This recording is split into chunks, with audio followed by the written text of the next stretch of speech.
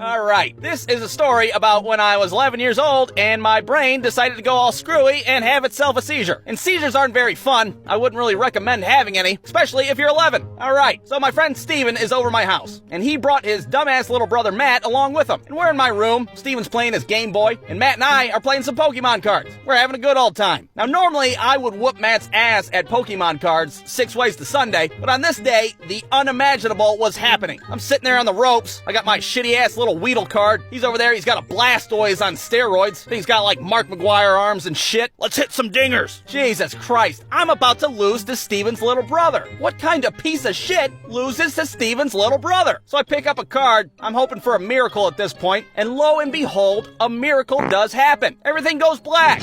I fall over like a sack of potatoes, and I start foaming at the mouth like a wild animal. I'm having what some people would call a seizure. And I didn't even get to have one of the fun seizures. You know, where you're flopping around like a fish. No, I just laid there, half dead, eyes wide open. What a ripoff. Now, Steven and Matt, they see this whole thing, and they think I'm faking it. Oh, come on, I was just about to win. Stop laying there being an asshole. Who the hell knows how long I laid there before my dad finally walked in? Hey, what kind of shit do you guys want on your hot dogs? Whoa, what the hell happened to him? Ooh, I want ketchup. Oh, yeah, we think your son's dead. Now, I don't remember any of this because my brain doesn't work anymore, apparently. The next thing that I did remember is waking up on the couch with everybody staring at me. What the hell? Why is everybody staring at me? What is this, some kind of shitty surprise birthday party? The paramedics bust through the door. They carry me to the ambulance. I'm still completely oblivious to what's going on.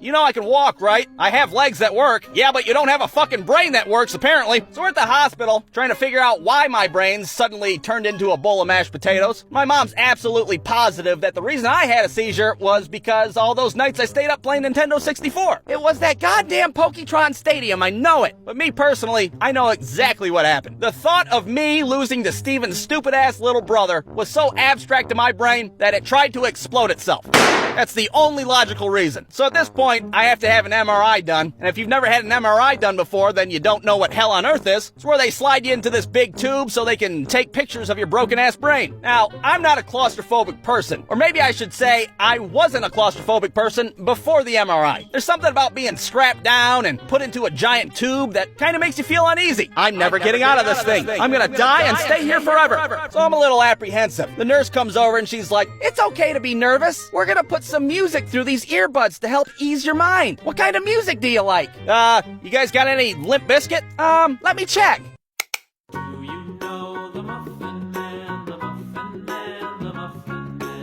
Oh yeah, perfect. As if this couldn't get any worse. So they slide me into this tube of hell, and they're like, "Okay, this machine's a little noisy. Just try to focus on your music."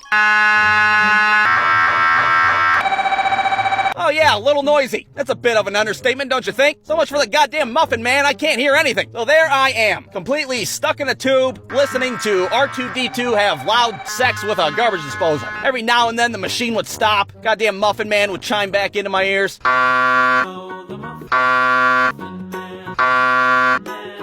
So this goes on for 45 minutes, and I'm thinking to myself, wow, I never knew this circle of hell existed. Lucky me. When I finally get out of that thing, I'm like, hey, thanks a bunch, guys, but I think I'd rather have the seizures than do that shit again. So at this point, we had to wait for the doctor to look at the results. And I'm not saying my doctor was stupid, but I'm pretty sure he wasn't all the way there. What the hell is this big blobby thing? That's the brain, doctor. Oh, yeah, all right. Well, that's good, right? I don't know. So there I am, waiting to be diagnosed, hoping I get some answers finally. Oh man, I hope it's not brain AIDS. I bet I got AIDS in the brain, Mom. I should have never listened to that Nickelback CD. Well, I have good news and bad news. The good news is your son has a brain in his head.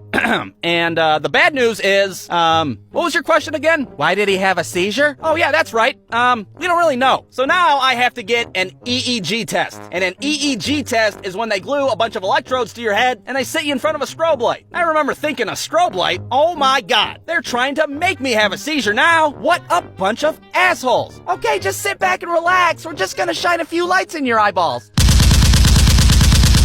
How you feeling? You feeling a little seizure-y? No, but I'm feeling like my goddamn brain's gonna explode. Oh man, I thought you'd be flopping all over the floor by now. Well, I guess we could hit you in the head with this frying pan and see what happens. So after all this hellacious testing, my doctor concludes that he doesn't really know why I had a seizure. Sometimes your brain's just stupid, I guess. I don't know. What do I look like, a doctor? So I never figured out why, and I never had a seizure since then. But there's one good thing that came from this whole shitty mess. And that was, from then on, I could always fake a seizure and get out of losing any game. Aha! Checkmate! I win! Oh, god damn it, not again!